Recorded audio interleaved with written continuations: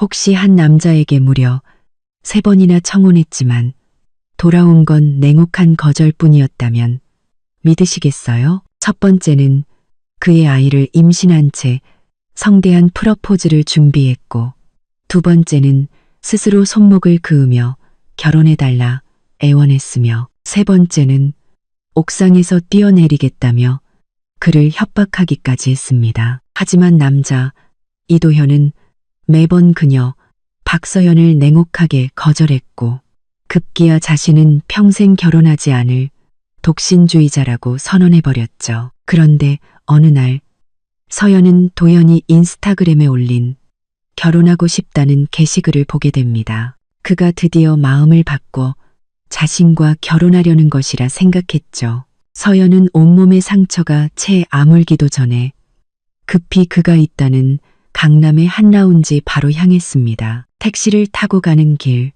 그녀의 온몸에 가득한 채찍 자국을 본 기사님이 병원에 가야 하는 것 아니냐고 물었죠. 서연은 그저 씁쓸한 미소를 지으며 고개를 저었습니다. 쉰 목소리로 간신히 대답했죠. 저희 엄마가 때린 거예요. 박 여사는 7년이라는 청춘을 바치고도 재벌 3세 이도연의 마음 하나 사로잡지 못했다며 딸을 모질게 때렸던 겁니다. 도연의 인스타그램 게시글은 그런 그녀에게 마지막 남은 동아줄과도 같았죠. 차가 멈추고 서연은 익숙하게 최상층의 룸으로 향했습니다. 문을 열려던 순간 그녀의 눈에 믿을 수 없는 광경이 들어왔습니다. 도연이 한 젊은 여자를 끌어안은 채 친구들에게 나른한 목소리로 말하고 있었던 겁니다. 자, 다들 형수님한테 인사해. 이쪽이 내 형수님이다. 그럼 박서연은 어떡하고? 도연은 여자를 품에 안고 자리에 앉으며 지극히 무심한 눈빛으로 말했습니다. 걘 이제 질렸어. 맨날 결혼하자고 조르는데 너희 중에 혹시 걔 데려갈 사람 있으면 마음대로 해. 주변의 친구들은 경멸스러운 표정으로 고개를 저었습니다. 하하하. 그런 싸구려 여자를 누가 만나냐? 너 때문에 낙태만 몇 번을 했는데 누가 걔를 데려가겠어? 맞아. 침대에서는 아주 요란하다며? 룸살롱 아가씨들보다 기술이 좋다던데. 딱 하룻밤 즐기기엔 최고지. 근데 결혼은 무슨 집안 망신이지. 온갖 모욕적인 말들이 오가는 와중에도 도연은 아무것도 들리지 않는다는 듯 품에 안은 여자에게 조심스럽게 우유를 먹여주었습니다. 여자의 입가에 우유가 묻자 그는 나지막이 웃으며 부드럽게 입을 맞췄죠. 마치 이 모든 모욕적인 말들은 그와 상관없다는 듯이요. 이 모든 것을 목격한 서연은 얼음장 같은 물에 빠진 기분이었습니다. 온몸이 차갑게 식어갔죠. 그녀는 도연의 무릎에 앉아있는 여자를 뚫어지게 쳐다봤습니다. 20살 남짓 되어 보이는 하얀 원피스를 입은 여자, 찰랑이는 긴 생머리 아래로 희고 고운 피부, 청순하고 사랑스러운 얼굴, 몸매부터 외모, 분위기까지 18살의 자신과 놀랍도록 닮아 있었습니다. 서연은 고개를 숙여 자신의 상처투성이 몸을 내려다보며 처참한 미소를 지었습니다. 지난 7년간 그녀의 마음을 지배했던 모든 사랑과 애정이 바로 이 순간 산산조각 나버렸죠. 머릿속이 하얗게 비어버린 그녀는 마치 유령처럼 조용히 몸을 돌려 그곳을 떠났습니다. 세차게 쏟아지는 비가 그녀의 얼굴 위 눈물과 몸의 핏자국을 깨끗이 씻어 내렸습니다. 차마 입에 담을 수 없었던 지난 기억들이 빗소리와 함께 눈앞에 아른거렸죠.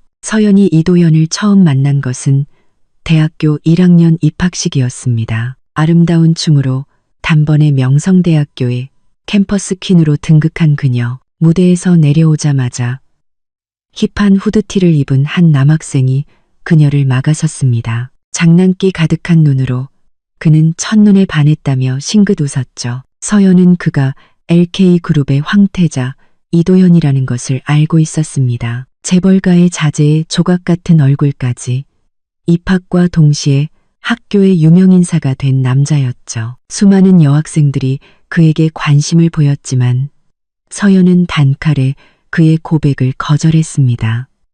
하지만 그는 포기하지 않고 매일같이 그녀의 주변을 맴돌았죠. 그는 여자를 유혹하는 법을 잘 알았습니다.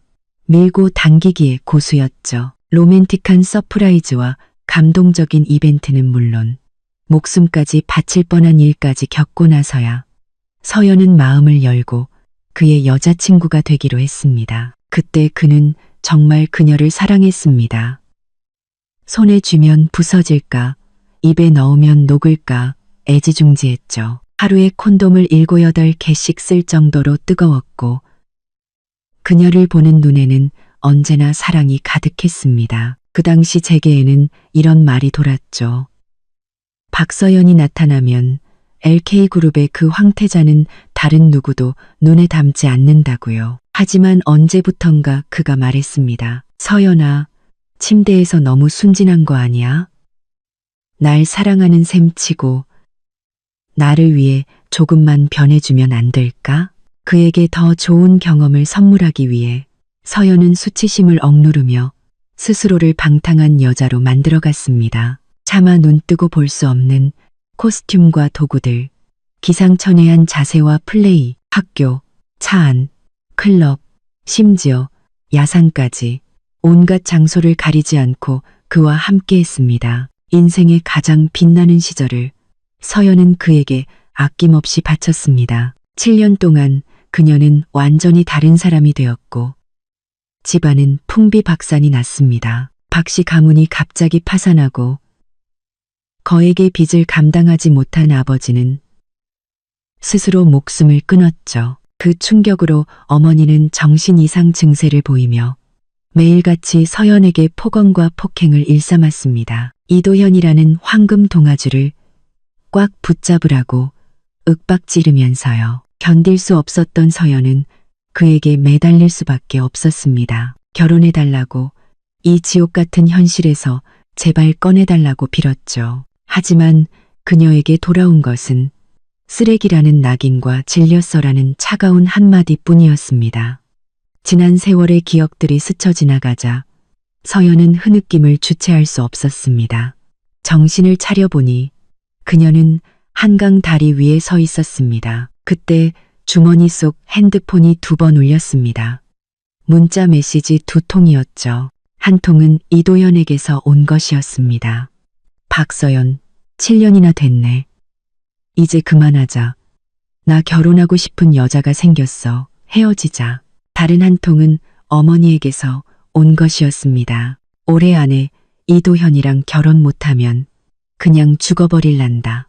서연을 버티게 했던 마지막 동아줄이 마침내 끊어져 버렸습니다. 그녀는 난간을 붙잡고 아래에 거센 강물을 내려다보며 눈물을 흘렸습니다. 이도현은 평생 자신과 결혼하지 않을 것이다. 그렇다면 다 같이 죽는 수밖에. 그 생각이 드는 순간 서연은 눈을 감고 몸을 허공에 맡겼습니다.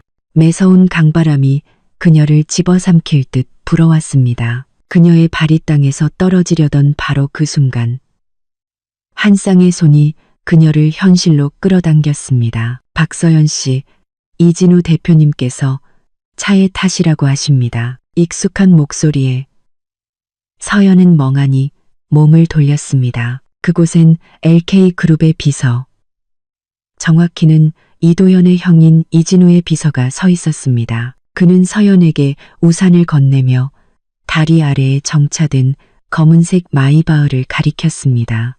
홀린 듯 서연은 우산을 받아들고 그 차로 향했습니다. 차 문을 열고 올라타자 조수석에서 옥구슬처럼 맑고 차가운 목소리가 들려왔습니다. 박서연 씨, 저와 결혼하는 건 어떻습니까? 집으로 돌아온 서연은 여전히 머리가 멍했습니다. 차 안에서 이진우는 그녀에게 결혼할 계획이 있다고 털어놓았습니다. 오랜 고민 끝에 박서연이 가장 적합한 상대라고 판단했다고요. 두 사람은 30분가량 대화를 나눴지만 진우는 단 한 번도 동생 도연의 이름을 입에 올리지 않았습니다. 대화 내내 그는 청혼하는 사람으로서의 진심 어린 태도를 유지했죠. 서연은 바로 대답하지 못했습니다. 떨리는 목소리로 생각할 시간이 필요하다고 말했죠. 진우는 그녀를 강요하지 않고 비서를 시켜 집 앞까지 데려다 주었습니다. 비서는 그녀에게 말했습니다. 대표님께서는 잠시 가족 모임 때문에 귀국하신 거라 곧바로 해외로 돌아가셔야 합니다. 충분히 고민해보고 연락 달라며 그는 자신의 연락처를 남겼습니다. 그날 밤 서연은 밤새 뒤척이며 잠을 이루지 못했습니다. 이진우의 조건과 명성을 생각하면 그가 결혼하겠다고 마음만 먹으면 줄을 설 명문가의 딸들이 넘쳐날 겁니다. 가세가 기울고 평판마저 바닥에 떨어진 자신은 명함도 내밀 수 없었죠. 평판마저 LK그룹의 두 형제는 재계의 거물들이었습니다. 이도현이 국내 사업을 총괄한다면 이진우는 해외 사업을 책임지고 있었죠. 과감한 결단력과 강력한 추진력, 서연은 7년간 도연의 곁에 있으면서 진우의 전설적인 일화들을 수없이 들어왔습니다. 몇 번 마주친 적 없는 LK그룹의 실질적인 지배자에게 그녀는 경외심을 품고 있었죠. 오랜 고민 끝에 그녀는 두 가지 터무니없는 이유를 겨우 찾아냈습니다. 첫째, 냉철하기로 소문난 이진우의 마음에 연민이 싹 텄다. 다리 위에서 자살하려는 자신을 보고 동정심에 손을 내밀었다. 둘째, 그가 자신을 동생의 전 여자친구로 알고 있기 때문에 혹시라도 자살해서 뉴스 헤드라인을 장식하면 LK그룹의 주가와 사업에 영향을 줄까봐 그랬다. 동이틀 무렵 서연은 마침내 결심을 굳혔습니다. 이진우의 동기가 무엇이든 자신은 그의 제안을 받아들일 수밖에 없었습니다. 그는 지금 그녀가 잡을 수 있는 유일한 동아줄이었으니까요. 서연은 진우에게 자신의 결심을 담은 메시지를 보냈습니다. 그는 곧바로 답장을 보내왔습니다. 보름 안에 모든 것을 정리하고 제 곁으로 오세요. 함께 첨부된 주소를 보며 서연의 불안했던 마음이 비로소 평온을 되찾았습니다. 밀려오는 졸음에 그녀는 깊은 잠에 빠져들었습니다. 날이 어두워진 후 서연은 어머니의 손에 이끌려 잠에서 깼습니다. 억지로 드레스 한 벌을 입고 끌려 나온 곳은 한 호텔이었습니다. 연회장은 화려한 옷차림의 사람들로 가득했고 마치 상류층의 파티처럼 보였죠. 정신이 번쩍 든 그녀는 어머니를 붙잡고 물었습니다. 엄마, 우리 여기 왜 온 거야? 어머니는 한심하다는 듯 쏘아붙였습니다. 왜 오긴? 네가 아무리 결혼하자고 졸라도 안 되니까. 그렇지. 이번엔 제대로 해서 꼭 그놈이랑 결혼해야 해. 오늘 이도현이 여기 온다는 정보는 내가 다 알아놨으니까. 서연은 머리가 터질 것 같았습니다. 생각할 겨를도 없이 어머니를 끌고 나가려 했죠. 하지만 문 앞에서 이도현과 최유나와 마주치고 말았습니다. 두 사람은 팔짱을 낀 채 다정하게 속삭이며 행복한 미소를 짓고 있었습니다. 그 모습을 본 어머니는 이성을 잃고 말았죠. 샴페인 잔을 들고 달려가 유나의 얼굴에 대고 소리쳤습니다. 넌 또 뭐야? 이 발칙한 년. 감히 내 사위를 꼬드겨? 말이 끝나기 무섭게 샴페인이 유나의 얼굴 위로 쏟아졌습니다. 그녀의 눈가는 순식간에 붉어졌고 도연은 재빨리 그녀를 품에 안고 보호했습니다. 그는 싸늘한 얼굴로 쏘아붙였죠. 지금 뭐 하시는 겁니까? 따님한테 못 들으셨어요? 내가 그 여자한테 질려서 버렸다는 거. 그 말은 어머니의 신경을 날카롭게 찔렀습니다. 어머니는 미친 듯이 소리치기 시작했습니다. 네가 버리면 어떡해. 7년 동안 너한테 몸 다 바쳤는데 네가 안 데려가면 누가 걔를 데려가겠냐고. 연회장에 있던 모든 사람들의 시선이 그들에게 쏠렸습니다. 사람들은 모여서 수군거리며 비웃었죠. 순간 서연의 얼굴에서 핏기가 가셨습니다. 그녀는 어머니의 손을 잡고 제발 집으로 돌아가자고 애원했습니다. 하지만 어머니는 뿌리치며 더 큰 소란을 피우려 했죠. 서연은 어쩔 수 없이 어머니를 껴안고 이진우와의 일을 작은 목소리로 털어놓았습니다. 그제야 어머니는 행동을 멈추고 믿을 수 없다는 표정으로 딸을 바라봤습니다. 그게 정말이냐? 서연은 핏발 선눈으로 고개를 끄덕였습니다. 확실한 일이니까 제발 일단 집에 가 계세요. 어머니는 고개를 끄덕이고 돌아서려 했지만 이도현이 그녀의 앞을 막아섰습니다. 이 미친 아줌마가 내 유나를 놀라게 해놓고 그냥 가시겠다? 얼음장처럼 차가운 도연의 얼굴을 보며 서연은 주먹을 꽉 쥐었습니다. 어머니를 연문으로 내보낸 뒤 그녀는 눈물을 글썽이는 최유나를 향해 고개를 숙였습니다. 저희 엄마가 너무 충동적이셨어요. 대신 사과드릴게요. 정말 죄송합니다. 90도로 허리를 숙여 사과하는 그녀의 모습을 보며 이도연은 피식 웃었습니다. 그걸로 끝이라고? 우리 유나는 겁이 많아서 내가 조금만 큰 소리를 내도 놀란단 말이야. 당신 어머니는 욕을 한 것도 모자라 술까지 뿌렸는데 이걸 어떻게 계산해야 할까? 그의 날카롭고 집요한 말투에 서연은 코끝이 찡해지며 눈물이 핑 돌았습니다. 3년 전 집안이 파산한 후 그녀가 파티에서 다른 재벌가 딸들에게 무시당하고 조롱받았을 때 이도현은 그녀를 품에 안고 그들을 향해 거친 욕설을 퍼부었죠. 그때 그가 했던 말은 지금과 다르지 않았습니다. 하지만 이제 모든 것이 변해버렸죠. 서연은 고개를 들어 마음속의 씁쓸함을 억지로 삼켰습니다. 그녀는 샴페인 바로 걸어가 잔 10개를 연달아 자신의 머리 위로 쏟아부었습니다. 차가운 샴페인이 머리와 옷을 적셨고 화장까지 번져 마치 우스꽝스러운 광대처럼 보였습니다. 그녀는 깊은 숨을 내쉬고 이도현을 쳐다봤습니다. 그녀의 눈에는 끝없는 냉담함만이 남아있었죠. 이렇게 10배로 갚았으면 됐나요? 말을 마친 그녀는 수군거리는 사람들 사이를 비집고 나가려 했습니다. 하지만 이도현이 갑자기 그녀를 불러 세웠습니다. 아까 어머니랑 무슨 얘기한 거야?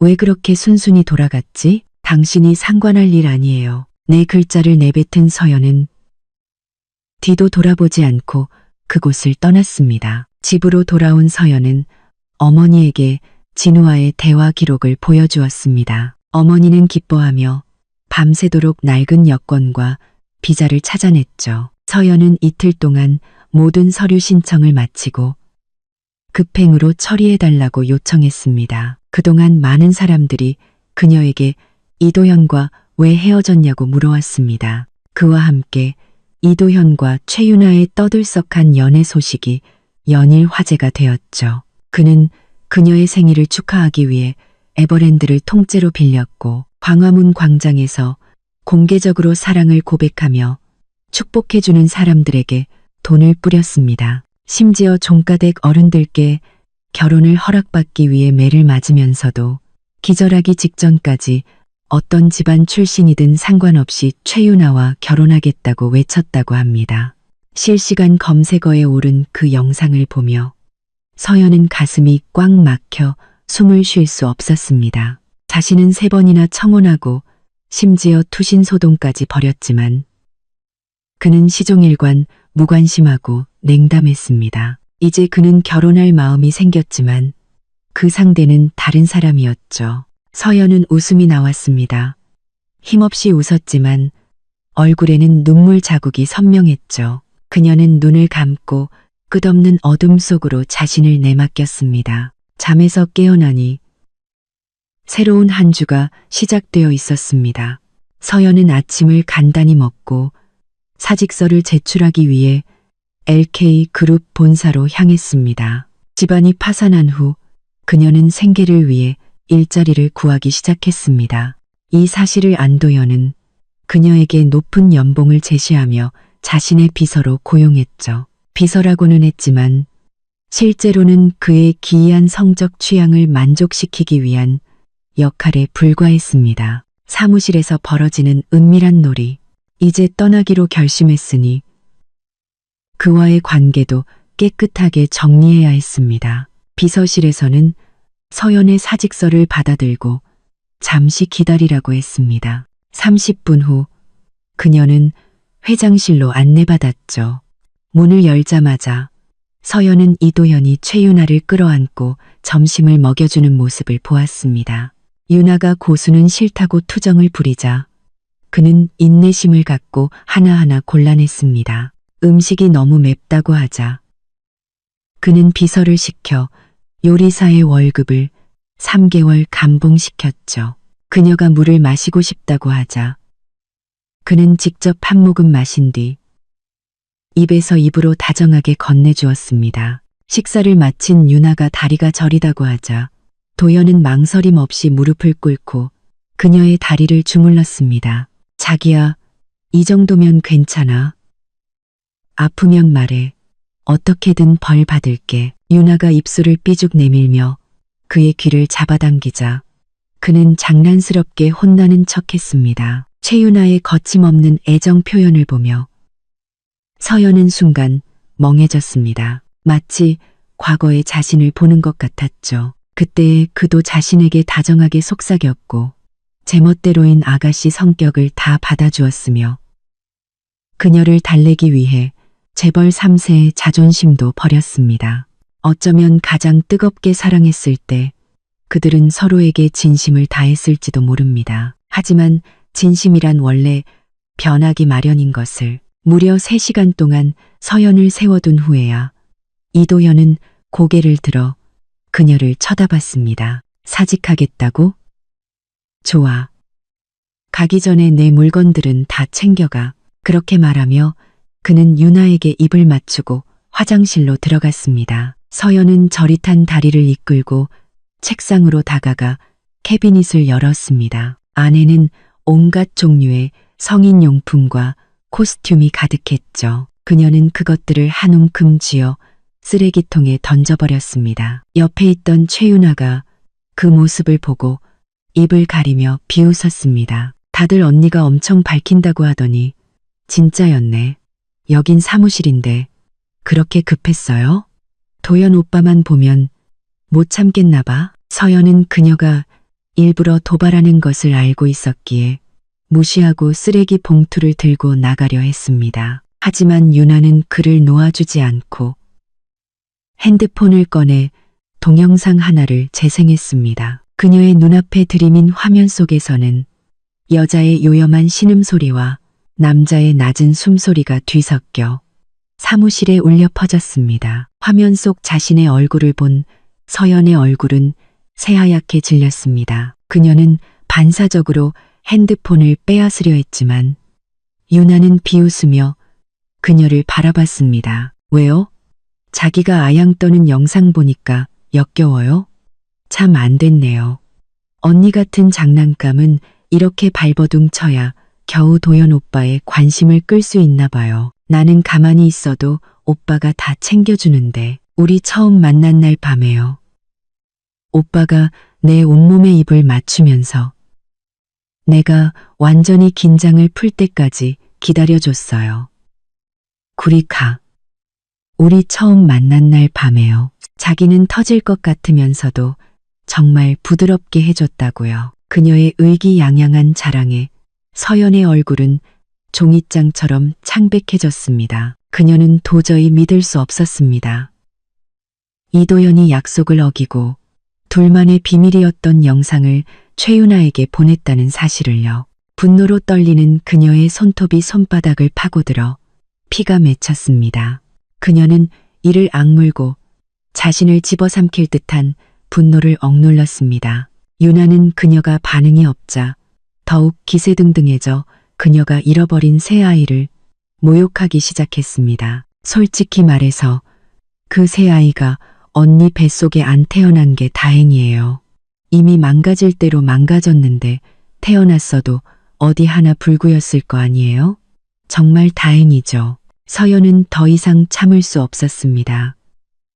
그녀는 손을 들어 최윤아의 뺨을 세게 후려쳤습니다. 최윤아는 그대로 소파 위로 쓰러지며 서럽게 울기 시작했습니다. 그때 이도현이 여러 사람과 함께 돌아오다 그 광경을 목격했습니다. 그는 망설임 없이 서연의 뺨을 똑같이 때렸습니다. 얼굴에 불이 붙는 듯한 통증이 밀려왔고 뺨은 순식간에 부어올랐습니다. 눈앞이 아찔했죠. 사무실의 모든 사람들이 그 장면에 충격을 받아 숨을 죽였습니다. 이도현도 잠시 멈칫했습니다. 그는 자신의 손바닥을 내려다보다가 한참 후에야 서연을 차갑게 쳐다봤습니다. 박서연, 난 여자는 안 때려. 하지만 오늘 넌 내 금기를 건드렸어. 이 말은 서연에게도 익숙한 말이었습니다. 빚쟁이들에게 골목에서 붙잡혀 모욕당할 뻔했을 때 이도현이 나타나 그녀를 구해줬었죠. 그는 그녀가 자신의 유일한 약점이자 건드려서는 안 될 존재라고 말했었습니다. 하지만 이제 그는 직접 그녀에게 손을 댄 것입니다. 서연의 얼굴에 보기 흉한 미소가 떠올랐지만 눈물은 빗물처럼 쏟아져 내렸습니다. 뜨거운 눈물이 뺨을 스치자 따끔한 통증이 느껴졌습니다. 그녀는 쓰레기 봉투를 들고 겨우 몸을 일으켜 비틀거리며 그곳을 빠져나왔습니다. 그날 밤 서연은 밤새도록 악몽에 시달렸습니다. 꿈속에서 새 아이가 피투성이가 된 채 왜 자신들을 버렸냐고 울며 물었죠. 그녀는 소리치며 잠에서 깨어났고 흠뻑 젖은 베개를 끌어안은 채 뜬 눈으로 밤을 지새웠습니다. 이 이야기를 들은 어머니는 절에 가서 아이들의 넋을 기리자고 제안했습니다. 서연은 불상 앞에서 수백 번 절을 하고 등불 3개를 올린 뒤 욱신거리는 다리를 이끌고 절을 나섰습니다. 절 마당에는 인연을 빌러온 남녀들로 가득했습니다. 이도현이 최윤아를 안고 사랑의 자물쇠를 걸고 있었습니다. 그는 서연을 발견하고는 눈썹을 치켜 세우며 그녀를 불렀습니다. 네가 여긴 어쩐 일이야? 두 사람 앞에 놓인 영원한 사랑이라고 적힌 자물쇠를 보며 서연은 아무 말 없이 가위 하나를 빌렸습니다. 그녀는 익숙하게 자물쇠가 걸린 벽으로 다가가 이도현과 함께 걸었던 자물쇠들을 모두 잘라냈습니다. 일편단심을 상징하는 총 11개의 자물쇠. 그녀는 그것들을 모두 쓰레기통에 던져버렸습니다. 그녀의 행동을 본 이도현은 마침내 참지 못하고 그녀의 손을 붙잡았습니다. 박서연, 지금 뭐 하는 짓이야? 서연은 조용히 그를 바라봤습니다. 그녀의 눈에는 더 이상 어떤 감정도 남아있지 않았죠. 우리 인연은 이걸로 끝이에요. 다음 생에는 모르는 사람으로 만나요. 말을 마친 그녀는 그의 손을 뿌리치고 산문 쪽으로 걸어갔습니다. 이도현은 기가 막힌 듯 웃으며 더 이상 기도를 올릴 마음이 사라졌는지 유나를 데리고 떠났습니다. 서연은 다리가 아파 입구에서 그들에게 따라잡히고 말았습니다. 스쳐 지나가는 순간 최윤아가 고의로 그녀의 발을 걸었습니다. 균형을 잃은 그녀는 높은 돌계단 아래로 굴러떨어졌습니다. 날카로운 돌멩이가 살갗을 파고들었고 붉은 피가 길게 흘렀습니다. 마침내 멈췄을 때 그녀는 몸을 웅크린 채 온몸이 부서지는 듯한 고통을 느꼈습니다. 내장이 뒤틀리는 듯한 고통에 그녀는 거의 죽을 것 같았죠. 영혼이 몸에서 빠져나가는 듯한 느낌이 들었고 한순간 자신이 죽었다고 생각했습니다. 하지만 그때 무심한 말투와 함께 들려오는 흐느낌 소리에 그녀의 손가락이 미세하게 움직였습니다. 계단 몇 개 굴렀다고 죽기야 하겠어? 설령 무슨 일이 생겨도 내가 다 해결할 수 있어. 자기야, 울지 마. 네가 울면 내 마음이 찢어질 것 같단 말이야. 그 순간 서연은 웃었습니다. 웃다가 눈물이 섞여 그대로 정신을 잃었죠. 이도현, 내가 대체 왜 당신을 사랑했을까? 후회돼. 정말 너무 후회돼. 깨어났을 때 서연은 병원 침대에 누워 있었습니다. 어머니가 침대 곁에 앉아 끊임없이 잔소리를 하고 있었죠. 절에 향이나 피우러 갔다가 이게 무슨 꼴이야. 사흘이나 혼수 상태였어. 너 진짜 잘못되면 이진우가 너 버리면 어쩔 뻔했어. 진짜.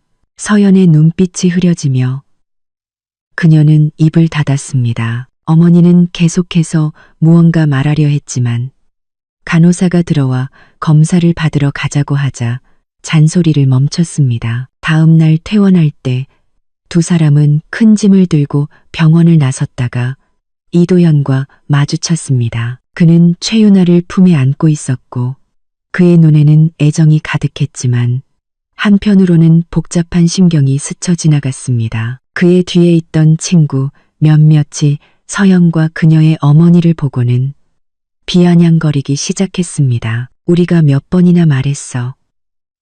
도연이는 이제 유나 좋아한다고. 제발 그만 좀 질척거려. 서연이 막 입을 열어 해명하려 할 때 어머니가 끼어들었습니다. 누가 질척거렸다고 그래. 이도연, 잘 들어도.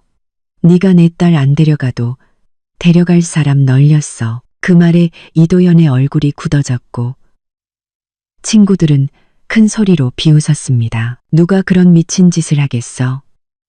소문다. 난 중고품을. 지금 여기서 허세 부리는 거야. 뭐야? 어머니는 분노로 얼굴이 하얗게 질려 이성을 잃고 달려들었습니다. 내가 똑똑히 말해주지. 내 딸은 이제 곧 정식으로. 그만, 우리 가요. 서연은 어머니의 말을 가로막고 그녀를 끌고 떠나려 했습니다. 왠지 모르게 이도연은 이 모녀가 무언가 비밀을 숨기고 있는 것 같다고 느꼈습니다. 정식으로 모여. 서연이 걸음을 멈추고 대답하려 할 때 최윤아의 힘없는 목소리가 들려왔습니다. 도연아, 나 몸이 좀 안 좋아. 이도연은 즉시 서연을 내버려 두고 유나를 안고 떠났습니다. 남은 친구들만이 그곳에서 냉소적인 말을 내뱉었죠. 아직도 도연이랑 결혼하는 꿈이라도 꾸나 봐? 누가 봐도 걔 마음은 최윤아한테 가 있는데 생리통 때문에 아프다고 하니까 바로 병원으로 달려오잖아. 저렇게 순수하고 착한 애를 누가 안 예뻐하겠어. 결혼해달라, 명분 달라, 징징거리는 누구랑은 차원이 다르지. 그들의 조롱에 서연은 깊은 숨을 내쉬고 고개를 들어 단호하게 말했습니다. 이도연 씨와 저는 완전히 끝났어요. 다시는 결혼하자고 조르거나 그 사람을 괴롭히지 않을 겁니다.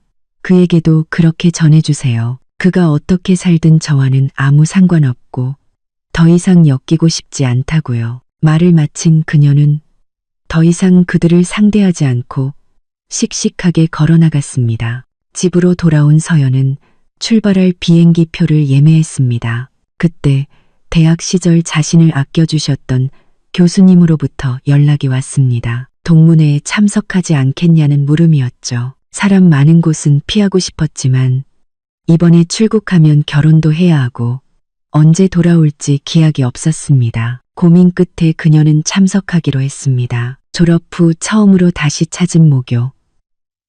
서연의 마음은 복잡한 감정으로 가득 찼습니다. 운동장에서 도서관까지, 후원에서 교실까지 모든 곳이 기억 속의 모습과 겹쳐졌습니다. 단지 그때는 어딜 가든 이도연이 함께였지만 지금은 혼자라는 것만 빼면요. 작은 강당에 들어서자 이미 많은 사람들로 북적이고 있었습니다. 익숙한 얼굴들이 몇몇 보였죠. 옛 동기 몇 명이 웃으며 다가와 인사를 건넸습니다. 서연아, 오랜만이다. 왜 혼자 왔어? 도연이는 같이 안 왔고? 서연의 표정이 순간 굳어졌습니다. 그녀는 시선을 내리깔며 말했죠. 나 걔랑 헤어졌어. 그 말에 주위 사람들은 모두 믿을 수 없다는 표정을 지으며 그녀 주위로 모여들었습니다. 헤어졌다고? 얼마 전까지 결혼해달라고 조른다면서. 너희 7년이나 사귀었잖아. 아직도 결혼하기 싫대. 맞아. 인생에 7년이 몇 번이나 있다고. 옛날에 너 쫓아다닐 땐 온 학교가 떠들썩했는데 이제 와서 질렸다고 헤어지는 건 너무 무책임한 거 아니야? 친구들이 분개하는 동안 서연은 손을 저으며 그만하라고 말했습니다. 이미 좋게 헤어졌으니까. 지난 일은 그냥 잊어버리자. 너희는 그동안 어떻게 지냈어? 서연의 태도에 친구들은 더 이상 묻지 않고 각자의 근황을 이야기하기 시작했습니다. 그러다 갑자기 누군가 학창 시절의 소문을 꺼냈습니다. 야, 너희 그 커플 기억나? 맨날 방과 후에 교실이랑 옥상에서 그 짓 했다는 거. 학교 CCTV에 다 찍혔다며? 누가 확인하러 갔는데 다른 건 다 있는데 딱 그 부분만 영상이 없었대. 누가 일부러 지운 게 틀림없어. 학교 CCTV를 손댈 정도면 도대체 누구야? 그 재벌집 아들들? 친구들이 몇몇 이름을 거론하며 추측하는 사이 누군가 조심스럽게 입을 열었습니다. 내 생각엔 그럴 배짱과 능력이 있는 사람은 아마 이 말이 채 끝나기도 전에 몇몇 여학생들이 눈을 흘기며 그를 막아섰습니다. 말도 안 되는 소리 하지 마. 우리 서연이는 소문난 모범생이었는데 그런 짓을 했을 리가 없잖아. 그치? 미안함 가득한 친구들의 시선에 서연은 억지 미소를 지었습니다. 그녀는 뭐라고 대답해야 할지 몰라 대충 얼버무리고는 화장실을 핑계로 자리를 피했습니다. 문이 닫히자 사방이 조용해졌습니다. 서연은 거울 속 자신의 창백한 얼굴을 보며 떨리는 손으로 수도꼭지를 틀었습니다. 한참 후에야 마음이 조금 진정되었죠. 강당으로 돌아왔을 때 그녀는 사람들에 둘러싸인 이도현과 최윤아를 발견했습니다. 방금 전까지 그녀를 위로하던 동기들은 이제 그들을 칭찬하기 바빴습니다. 도현아, 여자친구 진짜 예쁘고 어리다. 너랑 너무 잘 어울려. 윤아 씨, 그 가방 한정판 신상이잖아요. 주얼리도 너무 아름다워요. 도현이는 여전히 여자친구한테는 최고네요. 최윤아는 수줍게 미소 지었고 이도현은 웃으며 그녀를 품에 안았습니다. 우리 윤아 아직 어리니까 너무 놀리지 마. 울면 내 마음이 아프거든. 주위에서는 다시 부러움 섞인 탄성이 터져나왔습니다. 더 이상 아무도 서연에게 관심을 주지 않았죠. 그녀는 조용히 옆자리에 앉았습니다. 곧이어 파티가 본격적으로 시작되었습니다. 과거를 회상하는 연설이 끝난 후 스크린에서는 영상이 재생되기 시작했습니다. 처음에는 풋풋했던 청춘 시절의 모습들이었지만 얼마 지나지 않아 화면이 흐릿해지며 CCTV 영상으로 바뀌었습니다. 화면은 모자이크 처리되었지만 여자의 목소리는 선명하게 들려왔습니다. 안 돼. 여기서 말고 호텔 가면 안 될까? 누가 오면 어떡해? 빨리 놔줘. 들키겠어. 단독고 익숙한 목소리에 서연은 그 자리에 얼어붙고 말았습니다. 그녀는 스크린을 뚫어져라 쳐다봤습니다. 온몸에 피가 역류하는 듯 차갑고 아팠습니다. 이도현이 분명 그때 CCTV 영상을 지웠다고 했는데 어떻게 저기에 소란스럽던 행사장은 순식간에 정적에 휩싸였습니다. 학교 관계자가 소리치며 영상을 끄게 하고 사회자에게 다음 순서를 진행하라고 재촉했습니다. 행사는 계속되었지만 아무도 집중하지 못했죠. 모두의 시선이 서연에게 쏠렸고 수군거리는 소리가 들려왔습니다. 진짜 쟤였네. 청순한 척하더니 뒤에서는 엄청 놀았나 봐. 다 같은 동기들인데 교실에서 저런 짓을 하다니 역겹지도 않나? 뭘 몰라.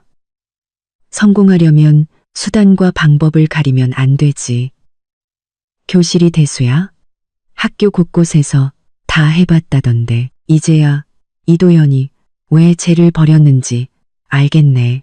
나라도 저렇게 자존심 없는 여자는 싫겠다. 결혼이라도 하면 집안 망신이지. 노골적인 경멸의 말들에 서연은 더 이상 앉아있을 수 없었습니다. 그녀는 비틀거리며 일어나 자리를 뜨려 했습니다. 하지만 옆에 있던 최윤아가 그녀를 붙잡고 일부러 목소리를 높였습니다. 선배님, 파티 아직 안 끝났는데 왜 이렇게 서두르세요? 뭐, 저라도 얼굴 들고 못 있었을 것 같긴 해요. 주위 사람들의 표정은 더욱 복잡해졌고 비웃음 소리는 커져만 갔습니다. 서연은 마침내 참지 못하고 최윤아를 밀쳐버렸습니다. 최윤아는 비틀거리며 바닥에 쓰러졌고 눈가는 즉시 붉어졌습니다. 이도현은 굳은 얼굴로 다가와 그녀를 품에 안았습니다. 그는 더욱 차가운 눈빛으로 서연을 쏘아봤습니다. 지금 뭐 하는 짓이야? 다시 마주한 이도현의 얼굴에 서연은 까닭 모를 역겨움을 느꼈습니다. 그녀는 이를 악물고 마음속의 아픔을 억누르며 돌아서려 했습니다. 하지만 이도현은 그녀를 쉽게 보내주지 않았습니다. 그는 그녀의 어깨를 붙잡고 소리쳤습니다. 사과해. 서연은 당연히 사과하지 않았습니다.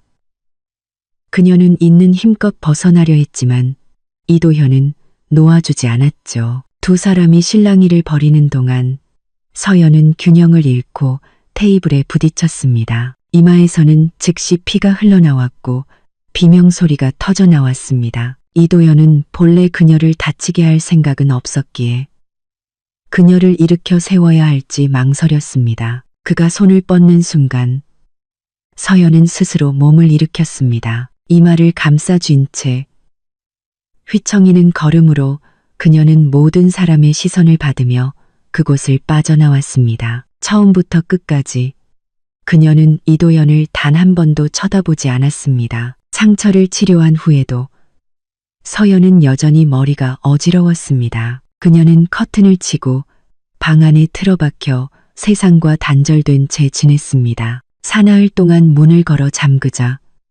어머니는 마침내 참지 못하고 열쇠 수리공을 불러 문을 열었습니다.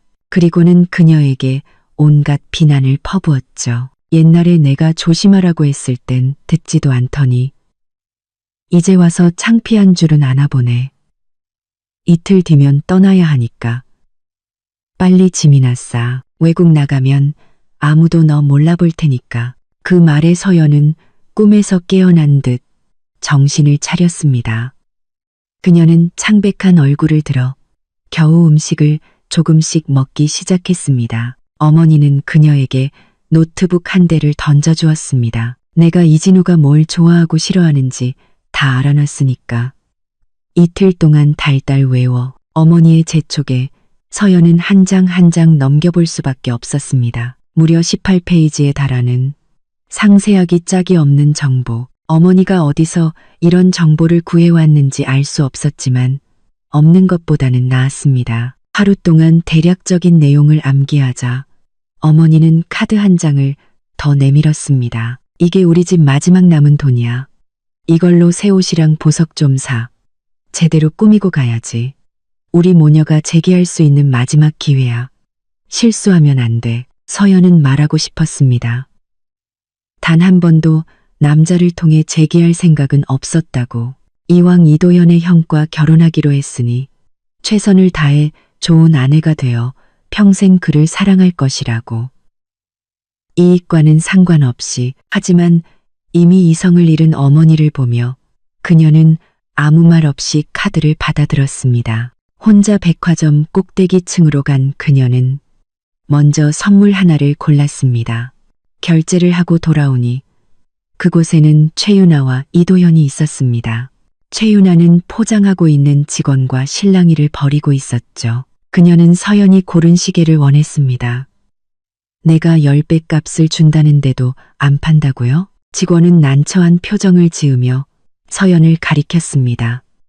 죄송하지만 저 손님께서 이미 결제를 마치셨습니다. 최윤아는 서연을 보자 얼굴에 불쾌한 기색을 드러냈습니다. 오히려 이도현이 의미심장한 표정을 지으며 물었죠.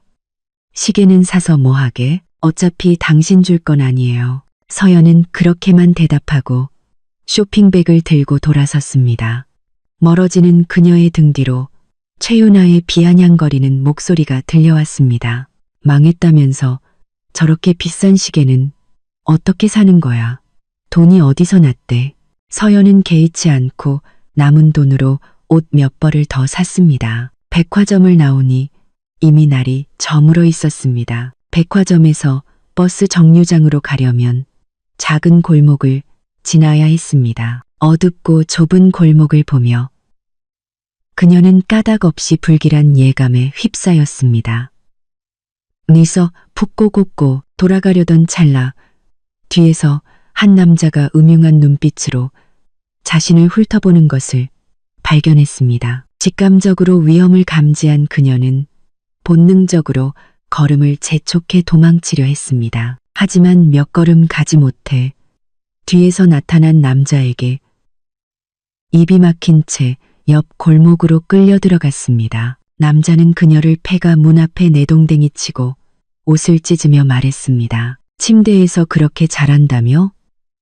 남자한테 환장했다면서? 오빠한테 네 실력 좀 보여줘봐. 서연은 심장이 멎을 듯한 공포에 휩싸였습니다. 그녀는 죽을 힘을 다해 저항했죠. 하지만 남자의 힘은 소처럼 강했습니다. 눈물이 쉴 새 없이 흘러내렸습니다. 남자는 허리를 숙여 그녀에게 입을 맞추려 했습니다. 서연은 그 틈을 놓치지 않고 그의 목을 세게 물어뜯었습니다. 골목 안에서 고통스러운 비명소리가 울려 퍼졌습니다. 마침 그곳을 지나가던 이도현과 최윤아는 그 소리를 듣고 미간을 찌푸리며 다가왔습니다. 두 사람의 그림자가 얽혀 있는 것을 본 최윤아는 어머, 젊은 커플이 애정행각 벌이나 보네 라고 말했습니다. 말이 끝나기 무섭게 찰싹하는 소리가 울려 퍼졌습니다. 이도현은 무언가 잘못됐음을 느끼고 안으로 들어가려 했습니다. 하지만 최윤아는 그를 필사적으로 막으며 온갖 이유를 둘러댔습니다. 저 사람들 저러면서 즐기는 거라니까. 아니면 왜 소리도 안 지르겠어. 익숙한 두 사람의 목소리에 서연은 더욱 격렬하게 저항했습니다. 살려주세요. 남자는 밖에 사람들에게 들킬까봐 더욱 거칠게 그녀를 제압했습니다. 옆에 누가 있으니까 더 흥분돼? 어디 계속 소리쳐봐. 구경하러 오면 더 좋지. 넌 어차피 그런 거 신경 안 쓰잖아?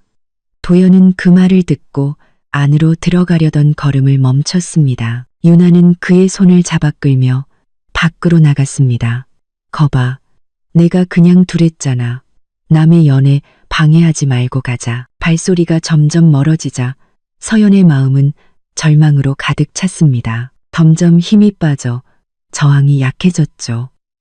남자는 경계를 풀고 자신의 바지를 내리기 시작했습니다. 그녀는 마지막 남은 힘을 다해 이도현의 이름을 외쳤습니다. 이미 멀리 가고 있던 도현은 그 소리를 듣고 뒤를 돌아봤습니다. 방금 누가 내 이름 부른 것 같지 않아? 최윤아는 순진한 얼굴로 고개를 저었습니다.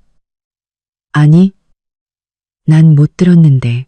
이도현은 더 이상 말없이 발걸음을 옮겼습니다. 소리가 완전히 사라지자 남자는 서연의 얼굴을 툭툭 치며 말했습니다.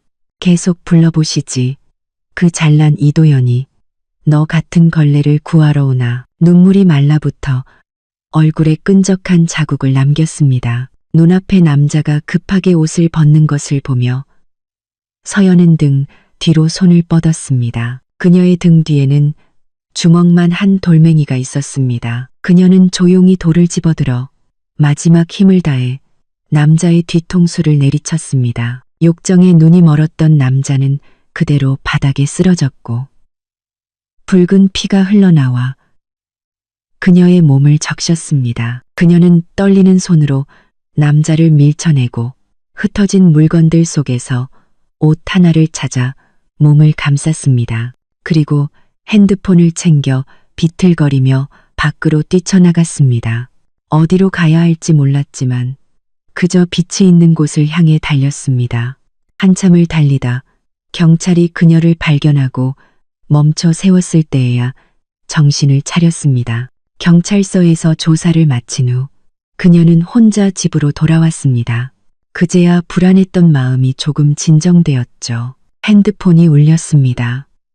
내일 일정을 알리는 문자였습니다. 그녀는 화면 속 시간을 뚫어져라 쳐다봤습니다.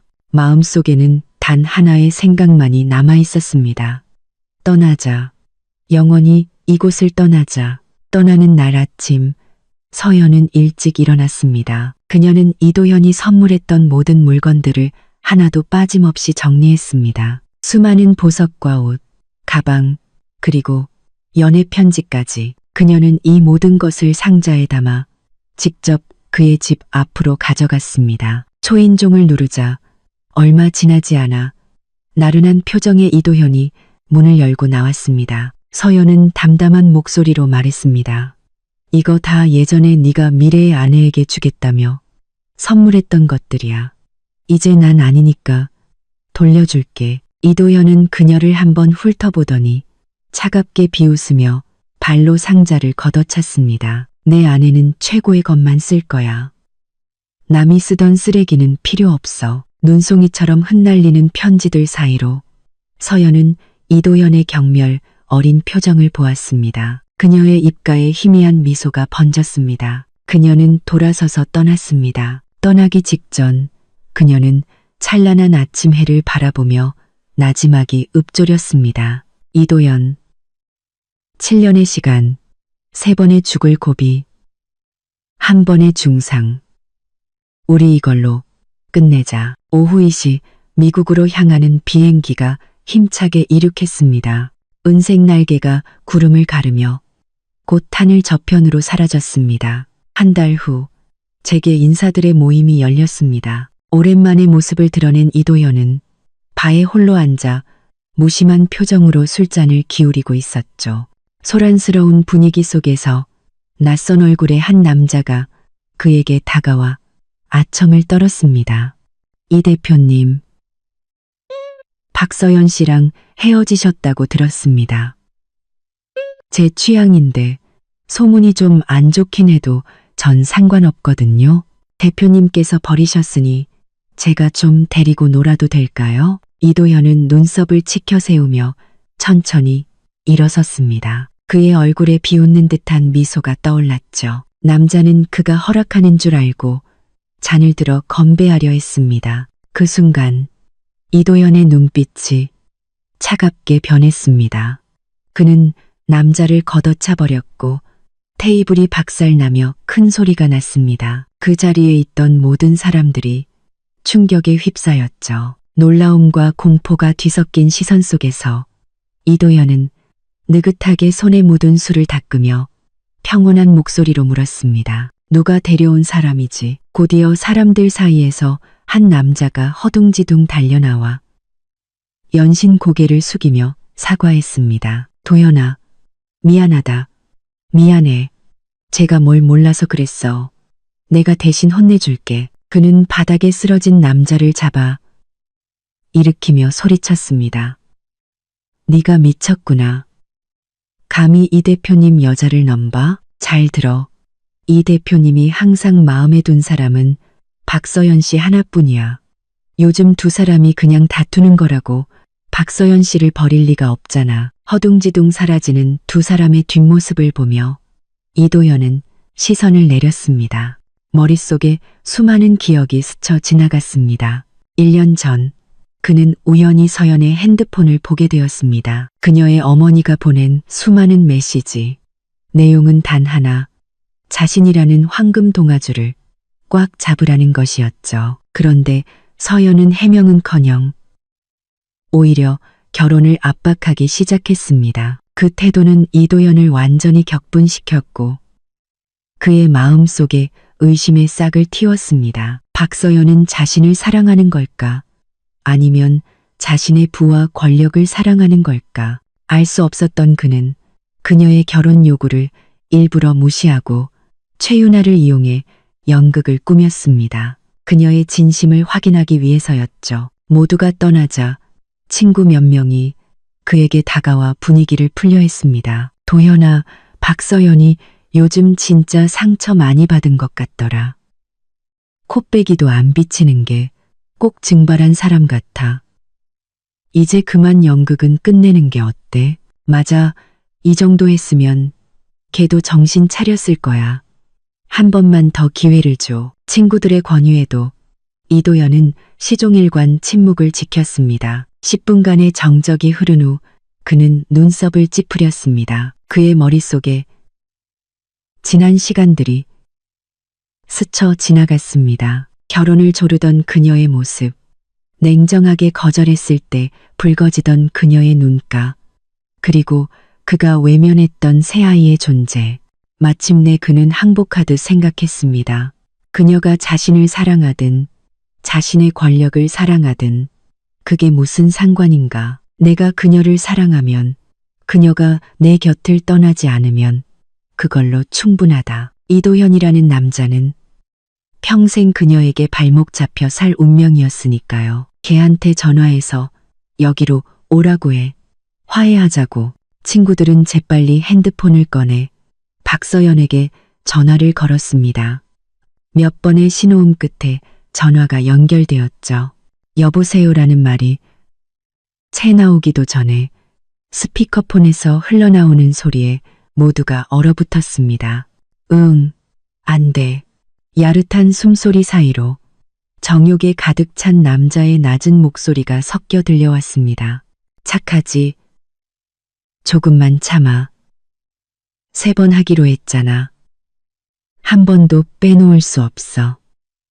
방 안은 순식간에 싸늘해졌습니다. 전화를 걸었던 친구는 무언가 잘못됐음을 깨닫고 황급히 전화를 끊었습니다. 잘못 걸었어. 이 번호 박서연 번호 아닐 거야. 이도현은 굳은 얼굴로 자신의 핸드폰을 꺼내 박서연에게 전화를 걸었습니다. 하지만 이번에는 오랫동안 신호음만 울리다 결국 전화가 끊겼습니다. 전화가 연결되지 않자 친구들은 서로를 쳐다보며 안도의 한숨을 내쉬었습니다. 너 아까 어떻게 된 거야? 전화를 잘못 걸고 그래. 아, 미안. 내가 박서연 이름을 저장 안 해놔서 헷갈렸나 봐. 걔 아마 무음으로 해놨거나 핸드폰을 안 갖고 있나 보지. 너한테 그렇게 목매는데 내 전화를 안 받을 리가 없잖아. 모두가 웃음을 터뜨리는 순간 이도현은 옆에 있던 컵을 바닥에 내동댕이 쳤습니다. 날카로운 파열음이 울려 퍼졌습니다. 연극할 땐 그렇다 쳐도 이제 와서 누가 걔 험담하라고 했어. 그가 진심으로 화를 내자 모두의 얼굴에서 웃음기가 사라졌습니다. 방 안은 다시 정적에 휩싸였죠. 그때 누군가 문을 두드렸습니다. 들어온 사람은 최윤아였습니다. 모두가 안도의 한숨을 내쉬며 적당한 핑계를 대고 서둘러 자리를 떴습니다. 도연아, 무슨 일이야? 표정이 안 좋네. 윤아는 습관처럼 이도현에게 다가가 애교 섞인 목소리로 물었습니다. 조용한 핸드폰을 바라보던 이도현은 고개를 돌려 그녀를 피하며 퉁명스럽게 말했습니다. 처음부터 말했잖아. 네 역할은 나와 연기하면서 서연이의 진심을 떠보는 것뿐이라고. 이제 연극은 끝났으니까 너도 퇴장할 시간이야. 서연이가 없는데 너무 몰입한 거 아니야? 그의 냉담한 표정에 최윤아는 마지못해 물러섰습니다. 쓰고 버리는 거야? 너무하네. 이도현은 그제야 그녀를 쳐다보며 차갑게 말했습니다. 약속했던 돈은 내 계좌로 보냈어. 나중에 서연이 돌아오면 걔한테 제대로 사과해. 그럼 돈을 더 주지. 최윤아가 입술을 삐죽이며 무언가 더 말하려 하자 그의 얼굴이 굳어졌습니다. 내가 제일 싫어하는 게 뭔지 알 텐데. 질척거리는 거. 최윤아는 즉시 입을 다물고 소파 위에 가방을 집어든 채 아무 말 없이 나가버렸습니다. 이도현의 시선은 다시 조용한 핸드폰으로 향했습니다. 왠지 모르게 그의 머릿속에 아까 친구가 걸었던 전화 너머로 들려왔던 여자의 야릇한 신음소리가 떠올랐습니다. 마음속에 불안감이 피어올랐죠. 그는 나지막이 욕설을 내뱉고는 핸드폰을 챙겨 밖으로 나갔습니다. 정신을 차려보니 그는 박서연의 집 앞에 서 있었습니다. 문을 두드려야 할지 망설이는 순간 굳게 닫혀있던 문이 안에서부터 열렸습니다. 박 여사는 그를 보자 얼굴색이 변했습니다. 네가 여긴 어쩐 일이야? 내 딸 더는 괴롭히지 마. 그녀의 얼굴이 신경질적으로 일그러졌습니다. 내 딸은 데려갈 사람 따로 있어. 걔는 너 같은 놈이 함부로 대할 애가 아니라고. 그녀는 혼잣말을 중얼거리더니 미간을 찌푸린 채 서 있는 이도현을 거세게 밀쳤습니다. 그가 움직이지 않자 그녀는 그를 노려보며 안으로 들어가려 했습니다. 하지만 얼굴이 굳어진 이도현이 그녀를 붙잡았습니다. 무슨 뜻이죠? 누가 걔랑 결혼한다는 겁니까? 박 여사는 기묘하게 웃으며 초조한 기색의 이도현을 바라봤습니다. 안 알려줄 건데? 네가 걔 앞길을 망치는 꼴은 못 보지. 이도현의 손에 힘이 들어갔습니다.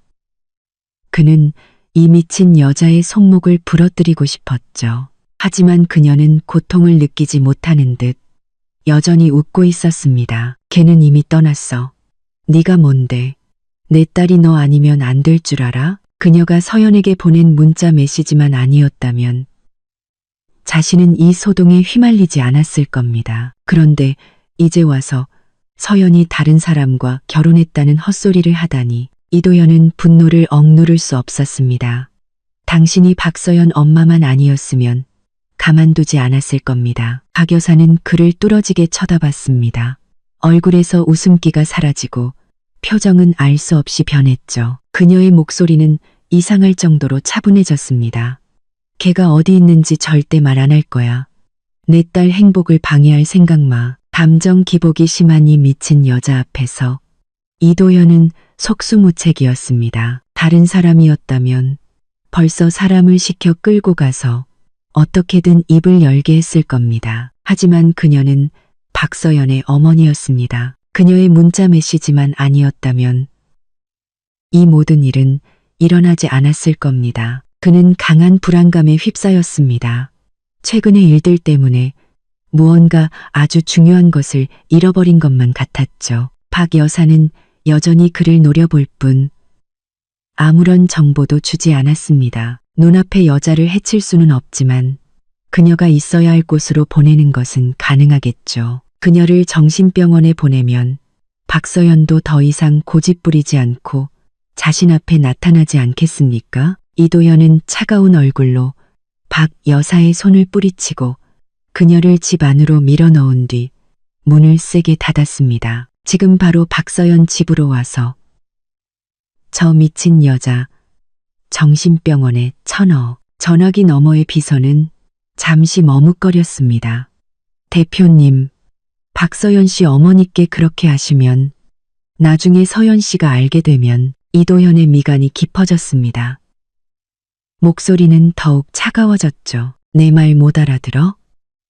내가 결정한 일에 네가 언제부터 토를 달았지? 비서는 더 이상 말하지 않고 알겠다고 대답했습니다. 전화를 끊으려던 순간 이도현의 목소리가 다시 들려왔습니다. 그리고 박서연이 사라진 한 달 동안 뭘 했는지, 사라지기 전에는 또 뭘 했는지 전부 알아봐. 비서는 즉시 알겠다고 대답하고 전화를 끊었습니다. 사설 탐정을 고용해 박서연의 행적을 조사하게 한 후 그는 간단히 채비를 하고 몇몇 경호원과 함께 박서연의 집으로 향했습니다.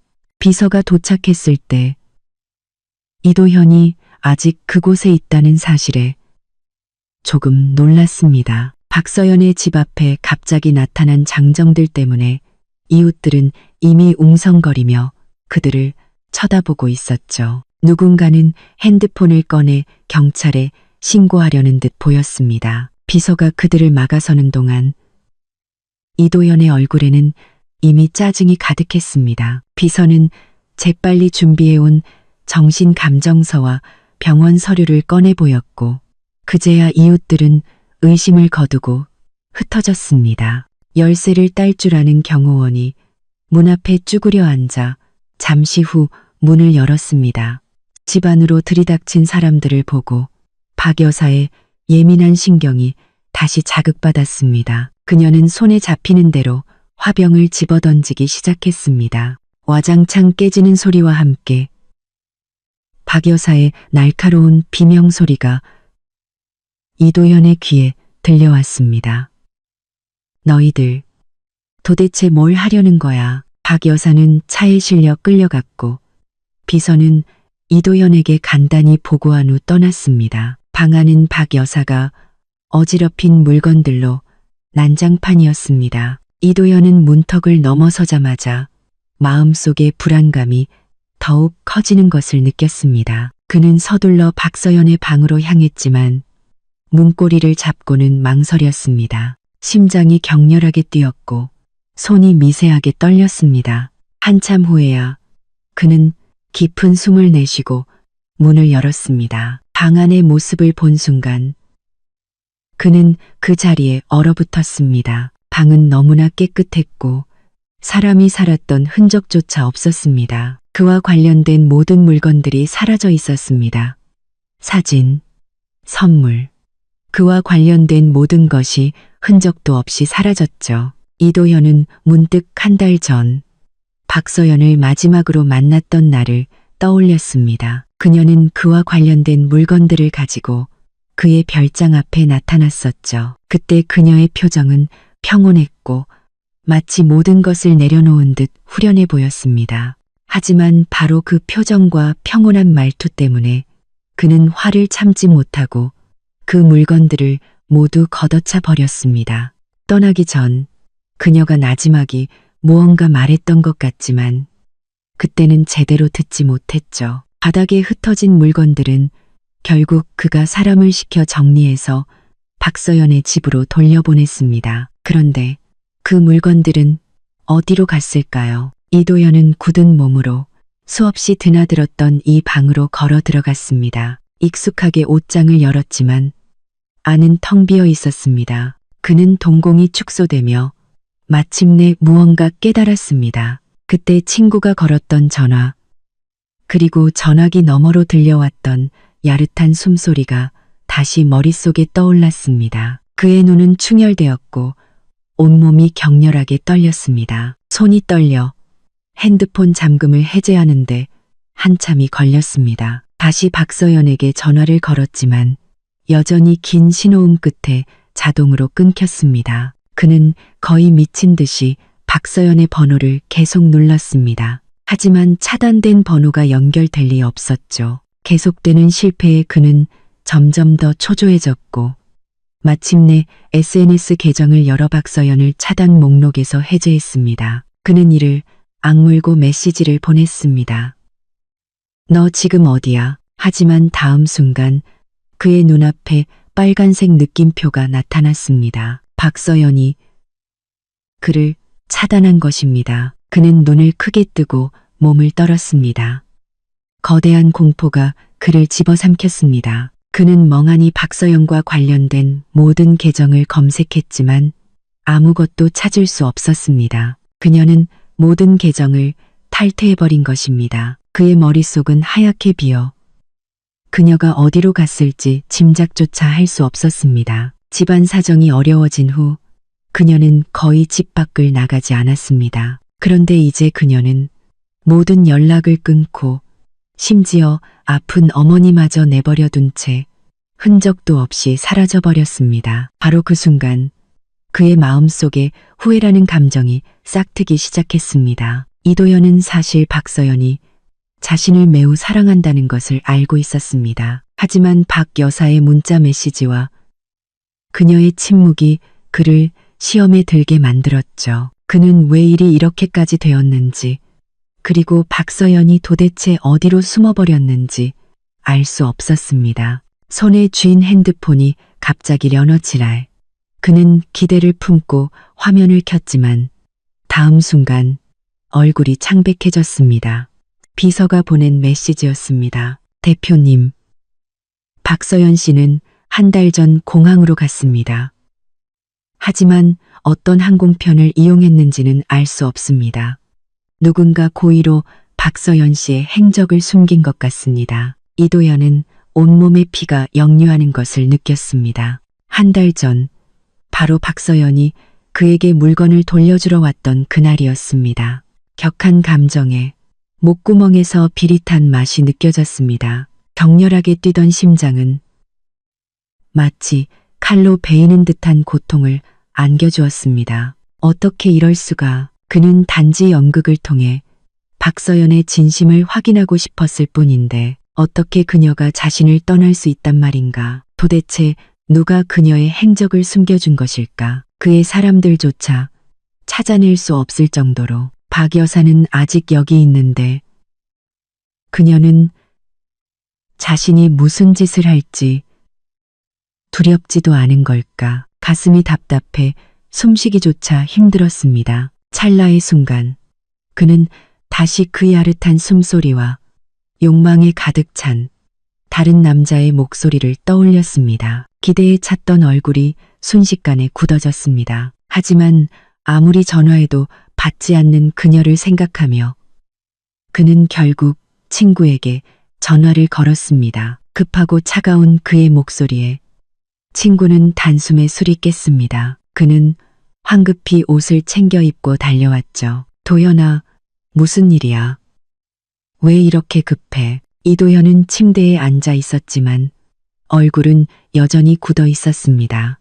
박서연한테 전화해. 친구는 잠시 멍하니 있다가 뭐라고 되물었습니다. 이도현이 고개를 들자 그의 눈빛은 무섭도록 차가웠습니다. 지금 당장 박서연한테 전화하라고. 이도현의 무서운 눈빛에 그는 몸을 떨며 핸드폰을 꺼내 박서연의 번호를 눌렀습니다. 이번에는 짧은 신호음 끝에 전화가 연결되었습니다. 이도현은 황급히 핸드폰을 빼앗아 들었습니다. 전화기 너머에서는 옅은 숨소리만 들려왔습니다. 그는 지난 7년간의 추억과 텅 빈 방을 떠올리며 떨리는 목소리로 말했습니다. 나야, 서연아, 지금 어디야? 상대방은 대답이 없었지만 전화를 끊지도 않았습니다. 작년에 내가 내 어머니가 보낸 문자 메시지를 봤어. 결혼을 재촉하는 내용이었지. 그런데 넌 아무런 반박도 하지 않았고 오히려 나를 압박하기 시작했어. 마음이 너무 복잡해서 친구들과 이런 연극을 꾸민 거야. 최윤아와는 아무 사이도 아니야. 전부 연기였어. 그러니까 제발 이런 장난은 그만하고 돌아와. 못 믿겠으면 증거도 다 보여줄 수 있어. 최윤아한테 직접 사과하게 할 수도 있고 나와 그녀는 정말 아무 사이도 아니야.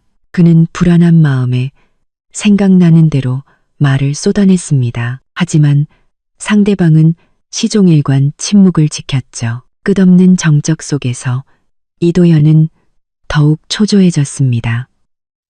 서연아, 왜 아무 말이 없어? 그때 전화기 너머에서 소리가 들려왔습니다. 누군가 침대에서 일어나 조심스럽게 방을 나가는 소리, 그리고 문이 닫히는 소리. 다음 순간 마침내 전화기 너머에서 목소리가 들려왔습니다. 그녀는 잤어요. 단 3마디에 그의 사고는 완전히 정지되었습니다. 마치 거대한 얼음 덩어리에 갇힌 듯 아무런 생각도 행동도 할 수 없었죠. 한참 후에야 그는 겨우 입을 열었습니다.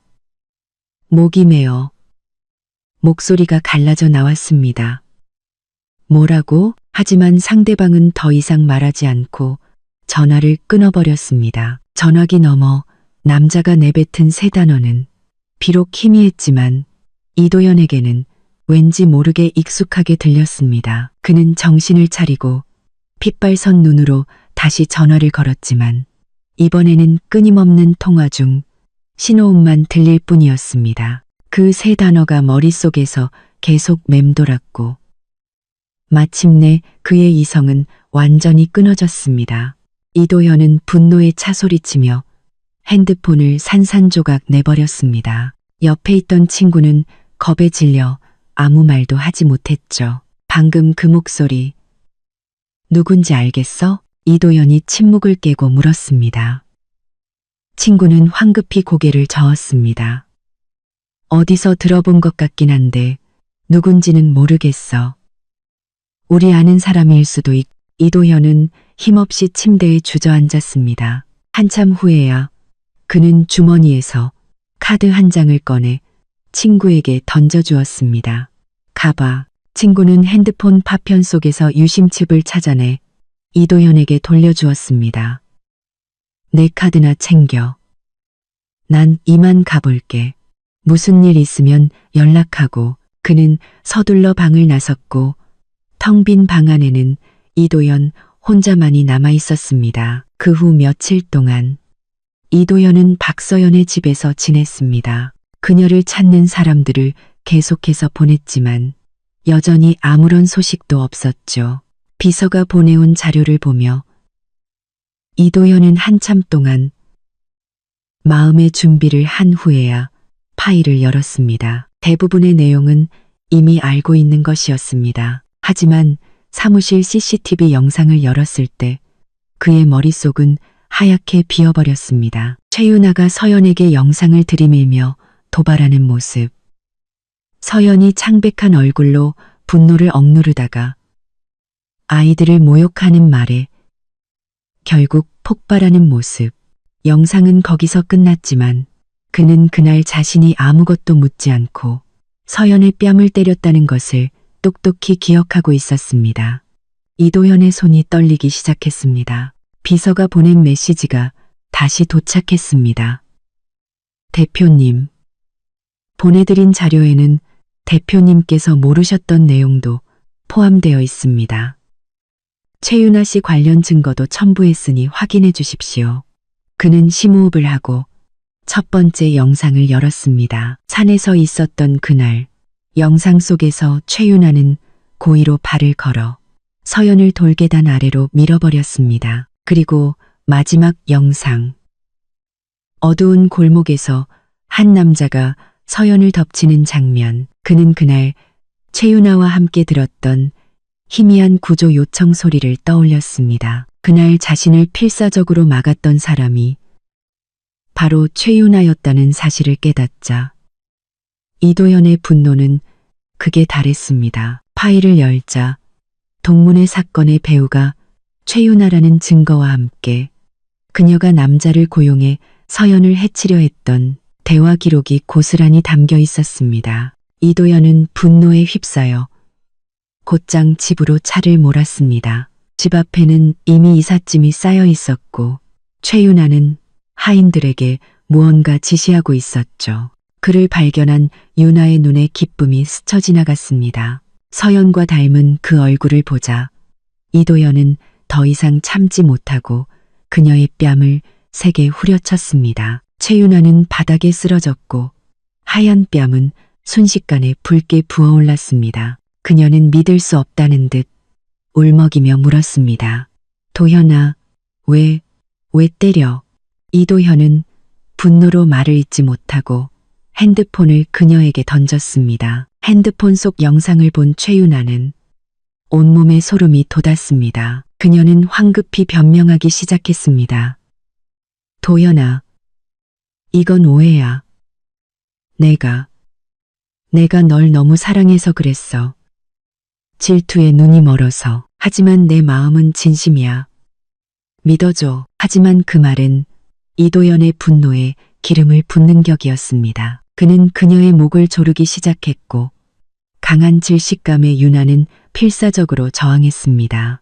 그녀의 손톱이 그의 손등에 상처를 냈지만 그는 고통을 느끼지 못하는 듯 했습니다. 윤아의 눈빛이 절망으로 변해가던 순간 그는 갑자기 손을 놓고 그녀를 헌신짝처럼 내팽개쳤습니다. 네가 그렇게 그놈을 좋아하니 소원대로 해줘야지. 그 말에 최윤아의 눈빛이 공포로 물들었습니다. 그녀는 이도현의 발치에 매달려 애원했습니다. 도현아, 제발 다시는 안 그럴게. 한 번만 용서해줘. 용서? 너 때문에 내가 서연이를 영영 못 찾게 생겼는데. 그는 그녀의 머리채를 잡아챘습니다. 서연이가 돌아오면 내가 무릎 꿇고 사죄할게. 전부 내가 한 짓이라고. 너랑은 상관없다고 말할게. 제발. 하지만 이도현은 그녀를 가차없이 걷어찼습니다. 비서의 지시에 따라 경호원들이 고통에 몸부림치는 윤아를 끌고 갔습니다. 그녀의 절망적인 비명소리가 차 안에서 울려 퍼졌지만 아무도 신경 쓰지 않았습니다. 이도현이 박서연을 찾아 헤매는 소문은 제게 파다하게 퍼졌습니다. 최윤아가 여러 남자에게 유린당하는 영상 또한 한 파티에서 공개적으로 상영되었죠. 그날 이후 최윤아는 재계에서 완전히 매장당했습니다. 한편 이도현은 부모님의 부름을 받고 본가로 향했습니다. 그가 저지른 황당한 일들 때문에 단단히 혼날 각오를 했지만 의외로 집안 분위기는 화기애애했습니다. 내 형이 결혼한 지 한 달이 넘었는데 이제야 말하더라. 며칠 뒤에 외국에서 결혼식을 올린다니 너도 같이 가야 한다. 이진우가 결혼을. 그것도 한 달 전에. 이도현은 조금 놀랐습니다.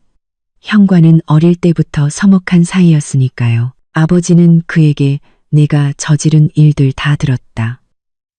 박서연 같은 좋은 애를 네가 걷어찼으니 그 애가 널 떠난 것도 당연하다. 더 이상 말썽 피우지 말라며 호통을 쳤습니다. 그가 집을 나서려던 순간 어머니가 형과 통화하는 소리가 들려왔습니다. 알았다. 우리 서연이한테는 최고의 선물을 준비해야지. 서연. 이진우가 결혼하는 여자의 이름에도 서연이 들어간다고?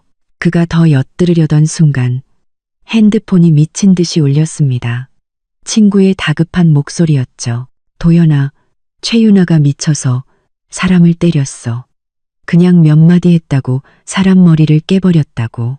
이도현은 어머니 쪽으로 향하던 걸음을 멈추고 곧장 차를 몰아 약속 장소로 향했습니다. 한편 결혼식을 앞둔 박서연은 이진우에게서 결혼식 이야기를 듣고 놀라움을 감추지 못했습니다. 외국에 온 이후 그녀는 악몽에서 벗어나 점차 안정을 되찾고 있었습니다. 이진우는 항상 그녀를 보물처럼 아껴주었고 그와의 시간은 마치 꿈처럼 행복했습니다. 아, 웨딩드레스도 여러 벌 준비해뒀으니 오늘 입어보러 가자. 시간이 좀 촉박해서 완벽하지 않을 수도 있지만 원하는 게 있으면 지금 말해. 그의 말에 서연은 할 말을 잃었습니다. 7년 동안 사랑했던 남자에게 수없이 결혼을 졸랐지만 돌아온 것은 냉정한 거절뿐이었습니다. 하지만 이진우는 불과 2달 만에 그녀와 혼인신고를 하고 그녀를 위한 모든 것을 준비해 주었습니다. 그런데 우리 가족이 전부 결혼식에 참석할 거야. 이도현도 포함해서. 네가 불편하다면 괜찮아요. 서연은 그의 말을 가로막았습니다. 과거는 과거일 뿐이에요. 당신 동생이잖아요. 신경 쓰지 않아요. 이진우는 서연의 붉어진 눈가를 보고 그녀가 과거의 상처 때문에 힘들어한다고 생각했습니다. 그는 그녀의 눈가에 부드럽게 입을 맞췄죠. 괜찮아. 내 감정이 제일 중요해. 그의 다정한 모습에 서연은 자신도 모르게 그를 올려다봤습니다. 그 순간 그의 눈 속에서 사랑을 발견했습니다. 너무나 강렬한 사랑을. 그녀는 자신도 모르게 물었습니다. 왜? 저 같은 사람을. 이진우는 그녀의 얼굴을 부드럽게 감싸쥐고 자신의 시선에 고정시켰습니다. 사실 그의 너에게 첫눈에 반한 건 그 녀석만이 아니었어. 그는 모교에 강연을 하러 갔다가 우연히 연습실에서 춤추는 그녀를 보았다고 했습니다. 그 순간 심장이 멎는 것 같았지만 그는 사랑을 표현하는 법을 몰랐습니다. 결국 그녀가 연습실을 나설 때 그는 황급히 구석에 숨었고 이도현이 그녀에게 고백하는 장면을 목격하고 말았죠. 그는 차마 그녀의 대답을 들을 용기가 없어 황급히 그 자리를 떠났다고 했습니다. 내가 조금만 더 용감했어야 했는데. 그의 고백에 서연의 머릿속은 하얗게 비었습니다. 하지만 저는 그와 이진우는 그녀의 입술에 깊게 입을 맞추며 그녀의 말을 막았습니다. 그건 그들이 널 질투해서 하는 말이야. 사랑했던 사람과의 과거는 부끄러운 게 아니야. 왜 마지막에 모욕당하는 건 항상 너여야 하지? 왜 아무도 이도현을 쓰레기라고 말하지 않는 거지? 넌 잘못 없어. 단지 사람을 잘못 사랑했을 뿐이야.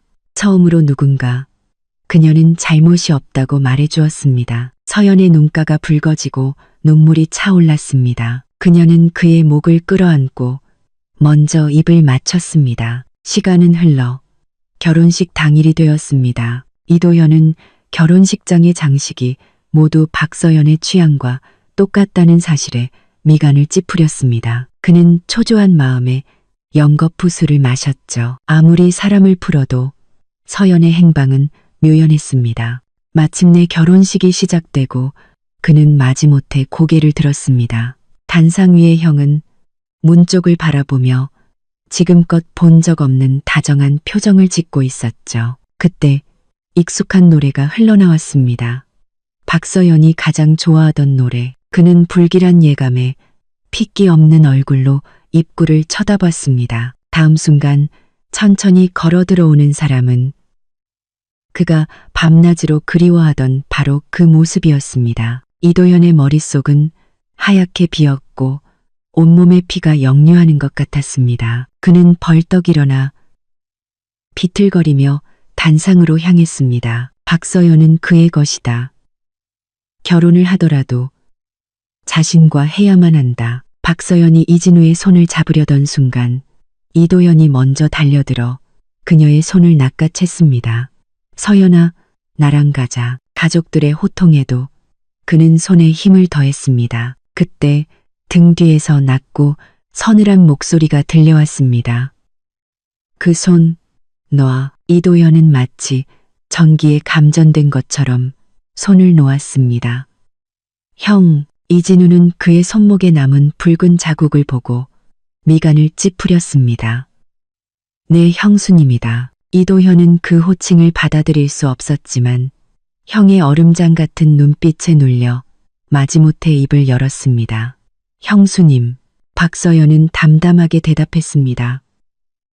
네, 이제 우리 가족이네요. 두 사람이 반지를 교환하고 뜨겁게 입을 맞추는 모습을 그는 더 이상 지켜볼 수 없었습니다. 그가 자리를 뜨려던 순간 이진우가 그를 막아섰습니다.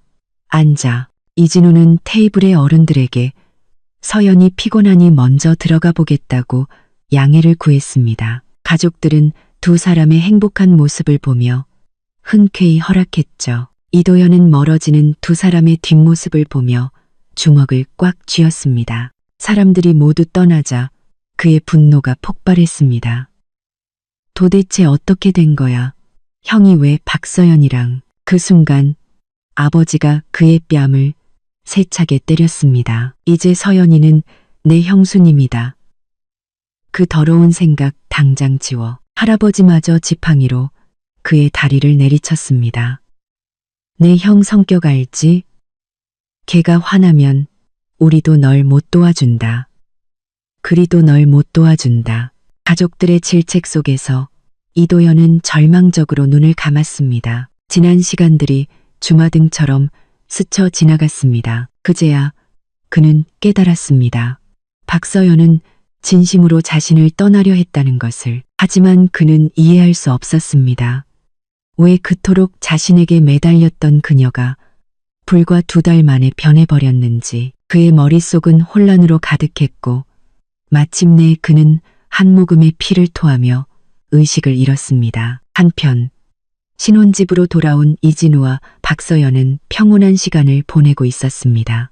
서연은 저녁을 먹지 못한 진우를 위해 토마토 계란 국수를 만들어 주었습니다. 이진우는 그 모습을 사진으로 찍어 아내가 만들어준 국수라는 글과 함께 SNS에 올렸죠. 그의 친구들은 댓글로 부러움을 표했고 진우는 만족스러운 미소를 지으며 국수를 먹기 시작했습니다. 맛있어요? 응, 아내. 내가 먹어본 것 중에 최고야. 이도현은 병원에서 눈을 떴습니다. 그는 부모님으로부터 자신이 형의 집에서 나온 직후 쓰러져 사흘 동안 혼수 상태였다는 사실을 전해 들었죠. 아버지는 그를 호되게 꾸짖었고 어머니는 눈물을 흘리며 그를 위로했습니다. 그는 멍하니 형의 SNS를 열어보았습니다. 결혼식 사진과 서연이 만들어준 국수 사진. 그것은 본래 자신의 것이어야 했습니다. 하지만 이제 모든 것이 물거품이 되었죠. 그는 참을 수 없는 마음에 병원복 차림으로 뛰쳐나가 이진우의 집으로 향했습니다. 서연의 생일을 비밀번호로 누르자 문이 열렸습니다. 거실에 있던 서연은 그를 보고 놀라 멈칫했습니다. 이도현은 그녀의 손목을 붙잡고 애원했습니다. 서연아, 다 오해야. 내 말 좀 들어봐. 당신이 모든 걸 연기했다는 거 이미 알고 있어요. 진우 씨가 다 말해줬으니까요. 하지만 이제 와서 그런 건 중요하지 않아요. 그녀의 차가운 말에 이도현은 떨리는 손으로 주머니에서 반지를 꺼냈습니다. 그녀가 처음 청혼했을 때 그가 내던졌던 바로 그 반지였습니다. 내가 그때는 너무 무서웠어. 서연아, 최윤아가 너한테 한 짓도 다 알았어. 그녀는 감옥에 쳐넣었고 내 어머니도 내가 좋은 병원으로 모셨어. 제발 어떻게 해야 날 용서할래? 뭐든지 다 할게. 박 여사가 정신병원에 있다는 말에 서연의 눈빛이 복잡하게 흔들렸습니다. 그녀가 유일하게 궁금했던 것은 어머니의 안부였습니다. 어머니는 잘 지내세요? 응, 많이 안정됐어. 이도현이 다시 그녀의 손을 잡으려던 순간 이진우가 나타나 그의 손을 쳐냈습니다. 그는 서연을 품에 안고 이도현을 차갑게 쏘아봤습니다. 내가 언제까지고 널 봐줄 거라고 생각했나? 서연은 진우를 진정시키고 다시 이도현을 향해 말했습니다. 어머니 일은 고마워요. 비용은 진우 씨 통해서 보내드릴게요. 그리고 이제부터 날 형수님이라고 불러요. 과거는 묻어두겠지만 지금 나는 당신의 형수예요. 기본적인 예의는 지켜줬으면 좋겠네요. 그리고 저 임신했어요. 그 순간 이도현의 세상이 멈췄습니다. 이진우는 기쁨에 겨워 서연을 끌어안았죠. 이도현은 더 이상 아무 말도 하지 못하고 비틀거리며 그곳을 빠져나왔습니다. 그는 어떻게 집으로 돌아왔는지조차 기억나지 않았습니다. 침대에 쓰러진 그의 머릿속에서는 서연의 마지막 말만이 맴돌았습니다.